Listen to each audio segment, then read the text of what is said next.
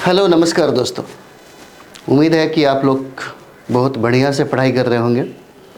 तो हम लोग बुद्ध पढ़ रहे थे, बौद्ध धर्म पढ़ रहे थे। बौद्ध धर्म में हम लोग ये सेकंड जो हम लोग का जो वीडियो है उसमें हम लोग देखेंगे।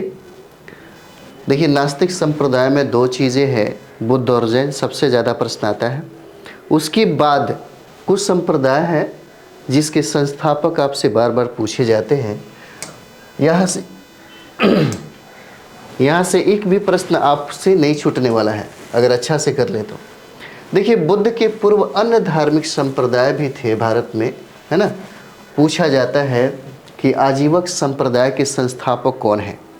आजीवक संप्रदाय के संस्थापक, आजीवक को भाग्यवादी भी कहा जाता है।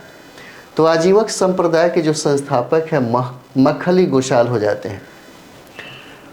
और देखिएगा, बराबर की पहाड़ी और नागार्जुन गुफाओं में कंदराओं को काट करके जो गुफा बनाई गई, इन्हीं आजीवक संप्रदाय के लोगों को ही दे दिया गया। तो आजीवक संप्रदाय के संस्थापक मखली गोशाल हो जाते हैं। और घोर अक्रियावादी के जो संस्थापक है, घोर अक्रियावादी, ये बहुत इम्पॉर्टेंट है, इसलिए हम इसका जिक्र कर रहे हैं, बहुत इम्पॉर्टेंट है। घोर अक्रियावादी के जो संस्थापक हैं उनका नाम है पूरन कश्यप।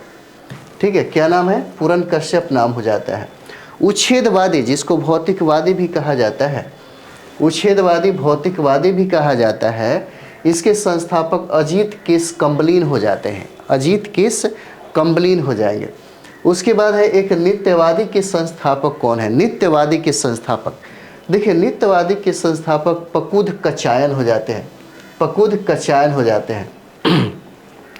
उसके बाद देखिए, संदेहवादी, अज्ञेयवादी या अनिश्चयवादी जो है, इसके संस्थापक जो हैं संजय बेलट्ठी पुत्र हो जाते हैं। संजय बेलट्ठी पुत्र, याद रखिएगा, बहुत इंपॉर्टेंट। संदेहवादी, इसी संदेहवादी को अज्ञेयवादी भी कहते हैं और अनिश्चयवादी भी कहते हैं, जिसके संस्थापक संजय बेलट्ठी पुत्र हैं। चलिए आगे हम लोग देखेंगे मंदिर, मूर्ति, गुफा और स्तूप, है ना। भारत में सर्वप्रथम मानव की प्रतिमा के रूप में पूजा गया वह किसकी प्रतिमा है? भारत में कौन ऐसा देखिए, भारत में सर्वप्रथम मानव के रूप में, है ना, मानव की प्रतिमा के रूप में पूजा गया वह जो प्रतिमा है वह बुद्ध का ही स्टैचू है। भारत में सर्वप्रथम किस धर्म ने मूर्ति पूजा की नींव रखी? सबसे पहले भारत में मूर्ति पूजा की नींव बौद्ध धर्म ने ही रखी। और बुद्ध की खड़ी प्रतिमा किस काल में बनाई गई? बुद्ध की खड़ी प्रतिमा पूछा जाता है, बुद्ध की खड़ी प्रतिमा किस काल में बनाई गई? तो ये कुषाण काल में हो जाएगा। बहुत इंपॉर्टेंट है ये सब चीज़ें, कुषाण काल में इसको बनाया गया। ठीक है, चलिए आगे हम लोग देखते हैं। अगला कहता है कि भगवान बुद्ध की प्रतिमा कभी कभी एक हस्त मुद्रा युक्त दिखाई गई है, जिसे भूमि स्पर्श मुद्रा कहा जाता है। यह किसका प्रतीक है? देखिए, मार्ग के प्रलोभनों के बावजूद अपनी सुचिता और शुद्धता का साक्षी होने के लिए बुद्ध की धरती का आह्वान था। ठीक है, भूमि स्पर्श मुद्रा में आप देखते होंगे बुद्ध का जो स्टैचू है भूमि स्पर्श, समझिए कि ज्ञान प्राप्ति के समय उन्होंने मार्ग पे नियंत्रण किया, और वो भी धरतियों को आह्वान करके। और यही मुद्रा ये प्रदर्शित करता है। भूमि स्पर्श मुद्रा सारनाथ बुद्ध की मूर्ति किस काल से संबंधित है? भूमि स्पर्श मुद्रा जो है सारनाथ बुद्ध की मूर्ति किस काल से संबंधित है? तो ये आपका गुप्त काल हो जाएगा।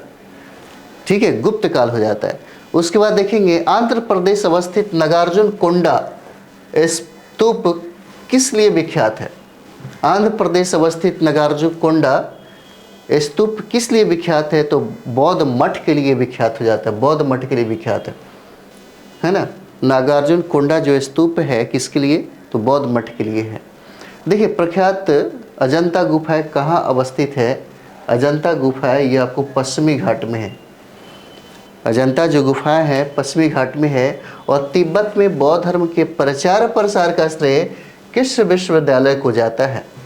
तिब्बत में बौद्ध धर्म के प्रचार प्रसार का श्रेय यहाँ पे देखेंगे विक्रम विश्वविद्यालय, विक्रमशिला विश्वविद्यालय, नालंदा विश्वविद्यालय और जगदल विश्वविद्यालय को जाता है। ठीक है, अगला हम लोग देखेंगे कुछ शैलकृत बौद्ध गुफाओं को चैत्य कहते हैं, है ना। कुछ शैलकृत बौद्ध गुफाओं को चैत्य कहते हैं, जबकि अन्य को विहार। दोनों में क्या अंतर है? तो चैत्य जो होता है पूजा स्थल होता है, चैत्य हो जाएगा पूजा स्थल, और विहार जो है बौद्ध भिक्षुओं का निवास स्थल कहा जाता है। नासिक और कार्ले की गुफाएं किस साम्राज्य के अंतर्गत स्थित थी? ठीक है, नासिक और कार्ले की गुफाएं यह सातवाहनों के अंतर्गत बनाई गई थी, सातवाहन।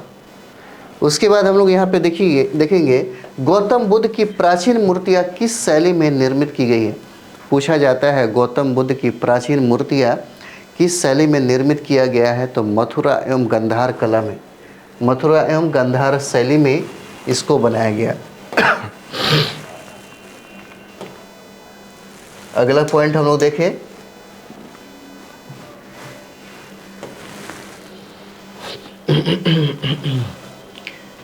स्तूप के संदर्भ में सत्य कथन है। देखिए, बुद्ध ने अपने अस्थि अवशेषों पर स्तूपों के निर्माण का आदेश दिया था।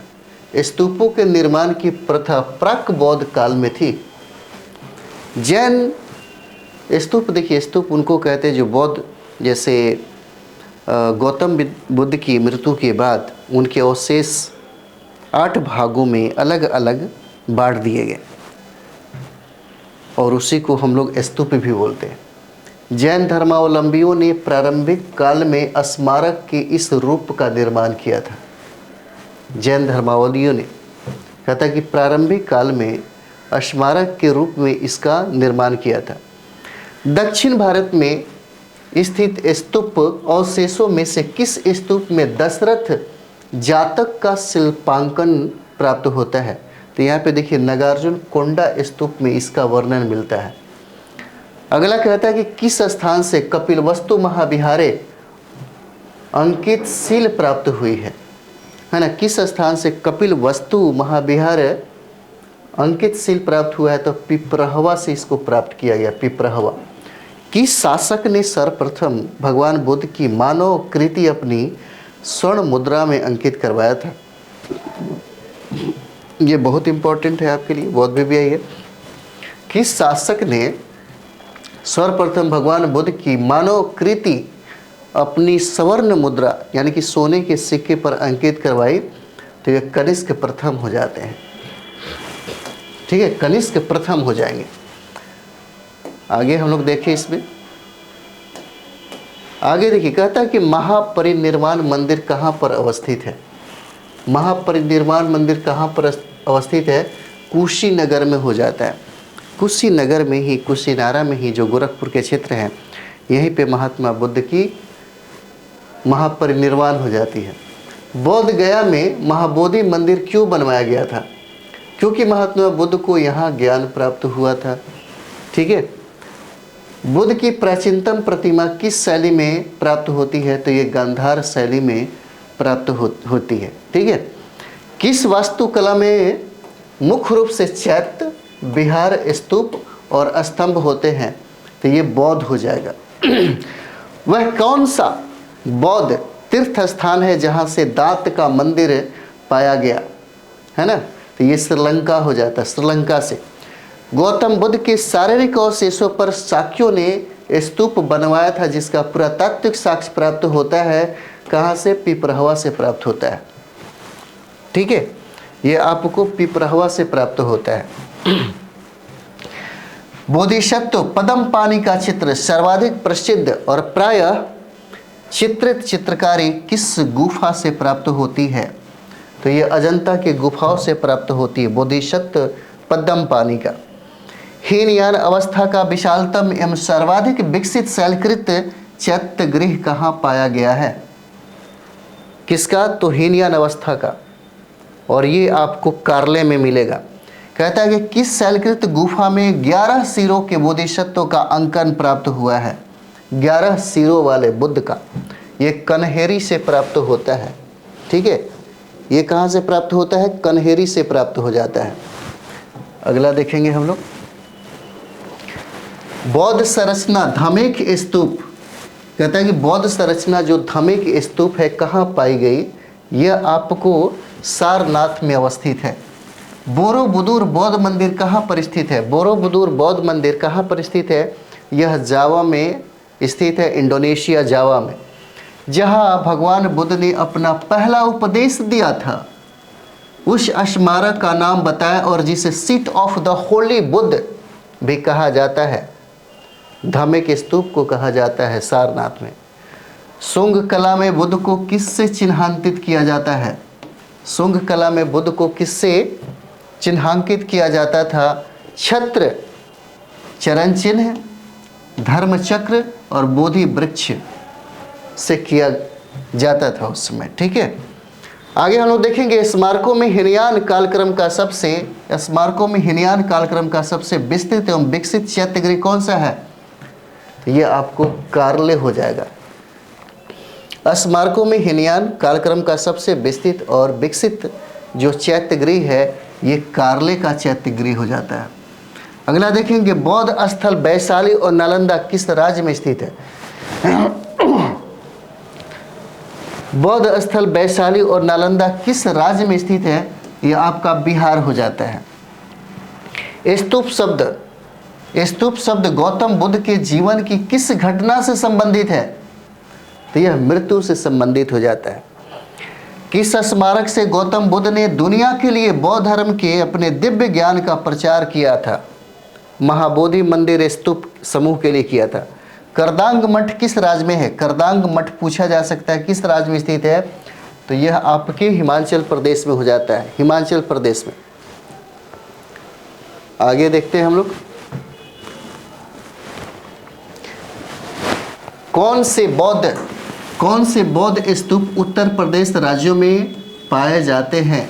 चौखंडी, धमेक और रामभर। चौखंडी, धमेक और रामभर। अगला, कौन सी जगह हेमिस मठ के सबसे निकट है? तो लेह के निकट है। हेमिस मठ सबसे, कौन सी जगह हेमिस मठ के सबसे निकट है? तो ये आपको लेह हो जाएगा। शंख लिपि के लेख किस स्तूप के अवशेषों से प्राप्त होते हैं? तो भरहुत के अवशेष से मिले हैं, भरहुत। घोषिताराम विहार कहाँ स्थित है? तो घोषिताराम विहार आपको कौशाम्बी में स्थित हो जाता है, कौशाम्बी में। घोषिताराम विहार कौशाम्बी में स्थित है। और पिपरहवा, जिसका समीकरण कपिलवस्तु से किया जा रहा है, उत्तर प्रदेश के किस जनपद में स्थित है? उत्तर प्रदेश के सिद्धार्थ नगर में यह स्थित है। भारत का सबसे बड़ा बौद्ध स्तूप कहाँ पर स्थित है? सांची में। सबसे बड़ा बौद्ध स्तूप कहाँ? सांची में। वह कौन सा स्तूप है जिसका संबंध भगवान बुद्ध के जीवन की किसी घटना से नहीं रहा? तो सांची का स्तूप हो जाता है। किस एक स्तूप की खुदाई से सारिपुत्र के अस्थि अवशेष मिले हैं? किस एक स्तूप की खुदाई से सारिपुत्र के, है ना, सारिपुत्र के अस्थि के अवशेष मिले? तो सांची स्तूप से मिलता है। बौद्ध स्तूपों का कालक्रम इस प्रकार है: सांची, अमरावती, नागार्जुन कोंडा और नालंदा हो जाता है ना। यह कालक्रम इस प्रकार है। चलिए आगे हम लोग देख लें। जेतवन बिहार का प्रतिनिधित्व, अगला है, कहता है कि जेतवन बिहार का प्रतिनिधित्व कौन सा स्थान करता है? तो ये स्थान सहेत हो जाता है। बौद्ध भिक्षुओं के निवास के लिए वैशाली में लिच्छवियों ने किस विहार का निर्माण करवाया था? तो ये कुटग्रशाला का निर्माण इन्होंने करवाया था, कुटग्रशाला का। नौ नालंदा महाविहार किसके लिए जाना जाता है? ये बीपीएससी में बहुत बार प्रश्न पूछा है। नौ नालंदा महाविहार किसके लिए जाना जाता है? तो पाली अनुसंधान संस्थान के लिए जाना जाता है। चलिए स्तूप के बारे में थोड़ी जानकारी हो। स्तूप का शाब्दिक अर्थ होता है किसी वस्तु का ढेर, अर्थात मिट्टी के ऐसे चबूतरे से जिसका निर्माण मृतक की चिता के ऊपर समाधि के रूप में किया जाता था। स्तूप को मुख्यतः 4 भागों में बांटा जा सकता है। एक है शारीरिक स्तूप। इस स्तूप में बुद्ध के शारीरिक अवशेष, केश, दांत आदि को रखा जाता था। एक है पारिभाषिक स्तूप।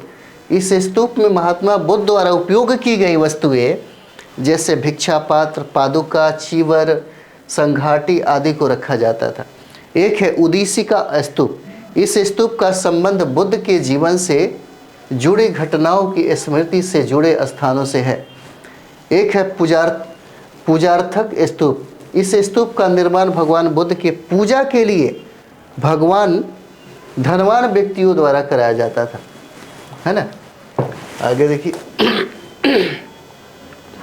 स्तूप के जो महत्वपूर्ण भाग है,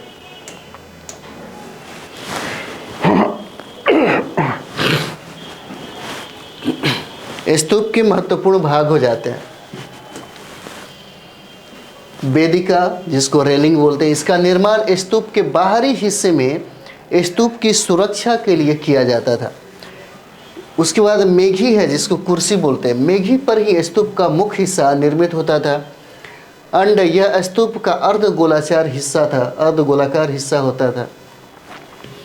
हर्मिका, स्तूप के शिखर पर अस्थि को रखा जाता था। छत्र, धार्मिक चिन्ह का प्रतीक था। सोपान, यह स्तूप की मेघी पर चढ़ने उतरने की सीढ़ी होती थी। सॉरी,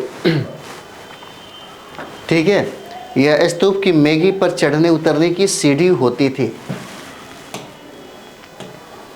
आगे देखिए, बौद्ध विहार एवं संघ। बौद्ध विहार एवं संघ, देखिए ये कहता है कि बेलवन विहार, है ना, और चितवन विहार जो राजगृह में है, किसने?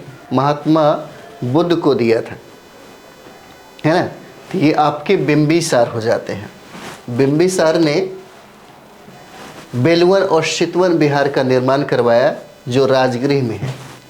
उसके बाद देखिए विशाखा, यानी कि प्रसेंजित शासक जो हैं, पूबाराम और पूर्वाराम विहार इन्होंने स्थापित किए और यह भी राजगृह में ही है।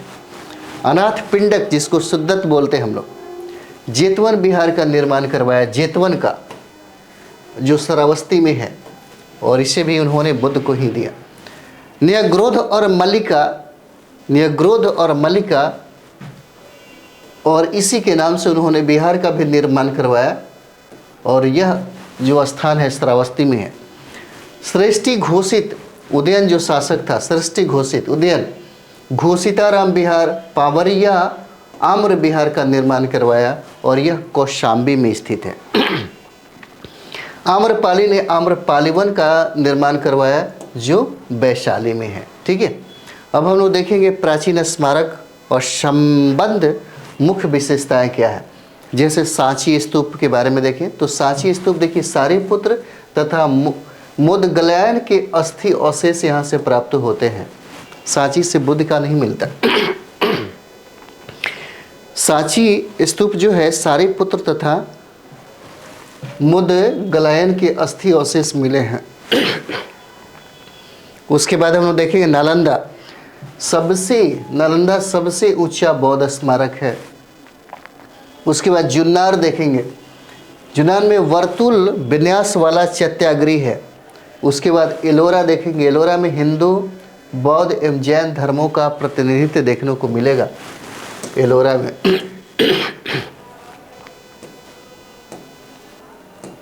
आगे देखें हम लोग बौद्ध संगति से संबंधित तथ्य, ये एग्जाम में पूछा ही जाता है।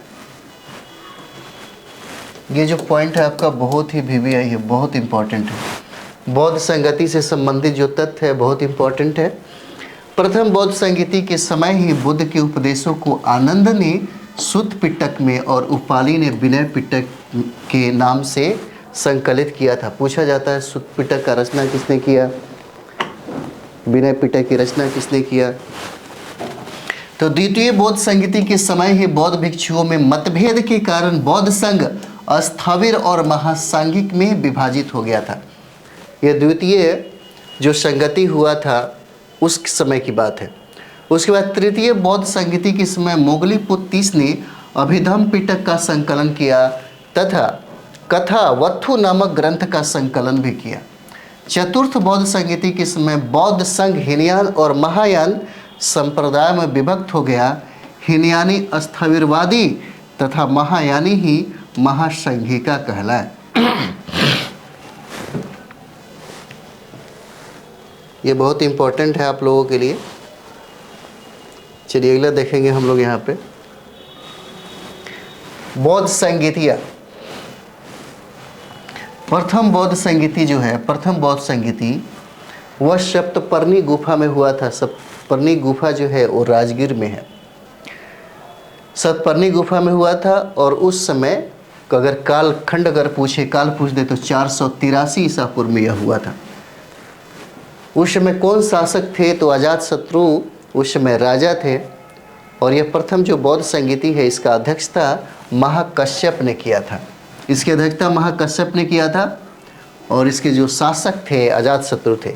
यानी कि प्रथम जो बौद्ध संगीति है वो राजगृह में हुआ है ना, सप्तपर्णी गुफा में 483 ईसा पूर्व में, जहाँ के राजा अजातशत्रु थे और इसकी अध्यक्षता महाकश्यप ने किया।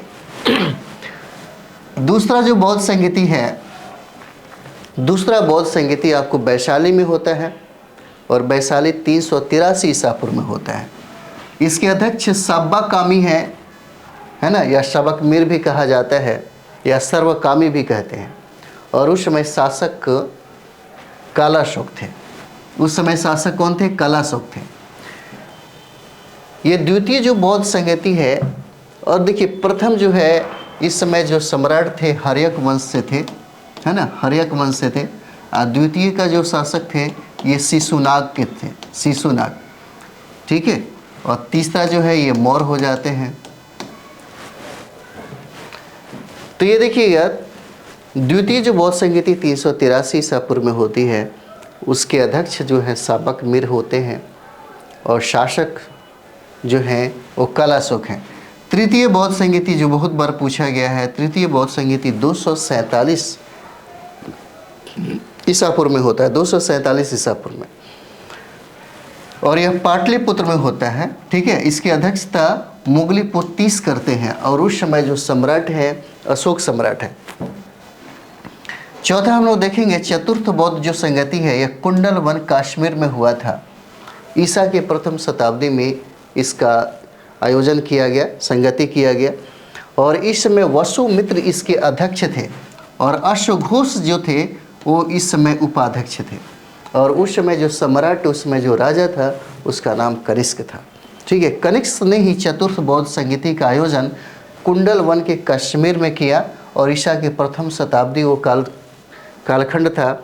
उस समय इसकी अध्यक्षता वसुमित्र ने किया और इसके जो उपाध्यक्ष हैं, जो पूछा जा सकता है, अश्वघोष ने किया है ना। इसके उपाध्यक्ष जो है अश्वघोष ने किया। चलिए आगे हम लोग देखेंगे बौद्ध साहित्य। बौद्ध साहित्य से भी प्रश्न पूछे जाते हैं। देखिए बौद्ध संगीतियों में संकलित किए गए ग्रंथ को त्रिपिटक कहा गया, जिनकी संख्या 3 है ना। बौद्ध संगीतियों में संकलित किए गए ग्रंथ को ही त्रिपिटक कहा गया, जिनकी संख्या कितना है? 3 है। सुत्त पिटक, देखिए सुत्त पिटक बार बार पूछा गया है। सुत्त पिटक की रचना किसने किया? सुत्त पिटक की रचना आपको आनंद के द्वारा किया जाता है। और आनंद जो है ये गौतम बुद्ध के प्रिय शिष्य होते हैं। इन्हीं के कहने पर बौद्ध संघ में महिलाओं को शामिल किया गया और इन्होंने सुत्त पिटक की रचना की। इन्होंने ही सुत्त पिटक की रचना की। और सुत्त पिटक में 5 निकाय हो जाते हैं, जैसे मध्यम निकाय हो गए, अंगुत्तर निकाय हो गए, दीर्घ निकाय हो गए। तो अंगुत्तर जो निकाय है, अंगुत्तर निकाय में ही 16 महाजनपदों का चर्चा मिलता है। 16 महाजनपदों का चर्चा मिलता है ना। और ये सबसे इम्पोर्टेंट सुत्त पिटक में आखिर है क्या? तो महात्मा बुद्ध के उपदेश और वचनों को संग्रह किया गया है ना। महात्मा बुद्ध के जो उपदेश है और वचन है उसी का संग्रह है। उसके बाद हम लोग देखेंगे विनय पिटक। विनय पिटक की रचना उपाली के द्वारा किया गया। विनय पिटक की रचना उपाली के द्वारा किया गया और इस पिटक में संघ संबंधी नियम तथा दैनिक जीवन संबंधी आचार विचार, विधि निषेधज्ञों का क्या है? संग्रह किया गया है। उसके बाद हम लोग देखेंगे अभिधम पिटक, जो तीसरा है अभिधम पिटक।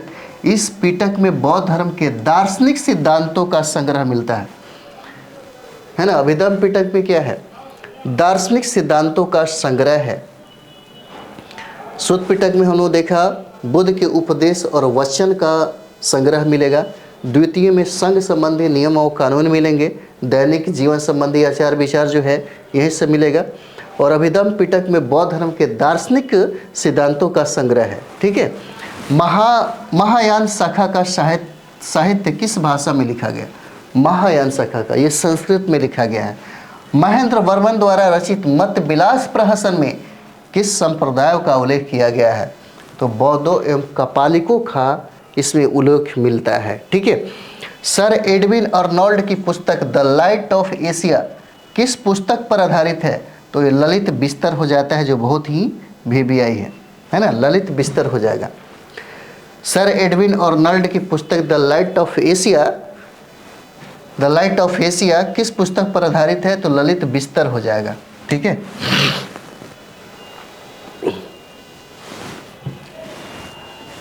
चलिए आगे हम लोग देखते हैं। वज्रछेदिका नामक ग्रंथ बौद्ध धर्म के किस संप्रदाय से संबंधित है? वज्रछेदिका नामक जो ग्रंथ है बौद्ध धर्म के किस संप्रदाय से? तो यह महायान से संबंधित है। स्वर्ण प्रभास सूत्र पुस्तक किस धर्म से संबंधित है? स्वर्ण प्रभास सूत्र यह बौद्ध धर्म से संबंधित है। बौद्ध धर्म से संबंधित रचना बाबेरू जातक, दशरथ जातक और शिवी जातक हो जाते हैं। किस बौद्ध ग्रंथ में अनेक प्राचीन लिपियों की सूची प्राप्त होती है?